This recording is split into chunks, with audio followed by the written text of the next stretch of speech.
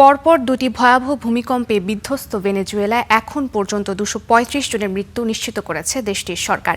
আহত হয়েছে 4,000-এর বেশি মানুষ। দেশটির উত্তরাঞ্চল ও রাজধানী কারাকাস এলাকায় এখন কেবলই ধ্বংসস্তূপ। নিচে চাপা পড়ে আছে বহু মানুষ। বিধ্বস্ত ভবনগুলোর নিচে আটকে থাকা জীবিতদের উদ্ধারে সর্বোচ্চ চেষ্টা করছে সরকার। বুধবার স্থানীয় সময় সন্ধ্যায় আঘাত হানা শক্তিশালী ভূমিকম্পে স্বজন হারানোর আর্তনাদ এখন জনপদ থেকে জনপদে। ভেনেজুয়েলার ইতিহাসে অন্যতম ভয়াবহ ভূমিকম্পে পুরো কারাকাস অঞ্চলে এখন শুধুই স্বজন হারানোর আর্তনাদ।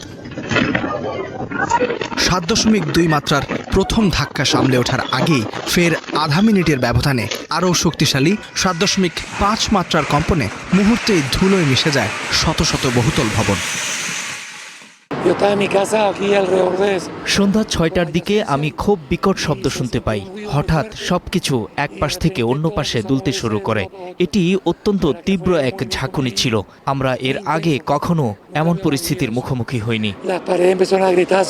হতাহতের সংখ্যা বেড়ে চলেছে ক্রমেই। নিখোঁজ রয়েছেন অনেকেই। প্রাণে বাঁচতে কারাকাসের বাসিন্দা ও প্রতিবেশীরা ঘর ছেড়ে ঠাঁই নিয়েছেন খোলা আকাশের নিচে, পার্ক ও রাস্তায়। আন্তর্জাতিক দাতব্য সংস্থা অক্সফাম সতর্ক করে জানিয়েছে, এই ব্যাপক ধ্বংসযজ্ঞ ভেনেজুয়েলার চলমান অর্থনৈতিক ও মানবিক সংকটকে আরও কয়েক গুণ বাড়িয়ে দিতে পারে। এদিকে মার্কিন প্রশাসন ভেনেজুয়েলায় উদ্ধার কাজের জন্য বিশেষ দল ও সামরিক সরঞ্জাম পাঠিয়েছে। একই সাথে ক্ষতিগ্রস্তদের সহায়তায় $20 কোটি বেশি আর্থিক সাহায্য তহবিল ঘোষণা করেছে ওয়াশিংটন। যুক্তরাষ্ট্র ভেনেজুয়েলাকে সাহায্য করতে প্রস্তুত।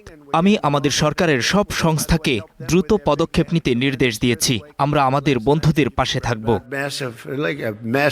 শুধু যুক্তরাষ্ট্র নয়, শোক জানিয়েছেন বিভিন্ন রাষ্ট্রপ্রধান। এরই মধ্যে ভেনেজুয়েলার পাশে দাঁড়িয়েছে জাতিসংঘ।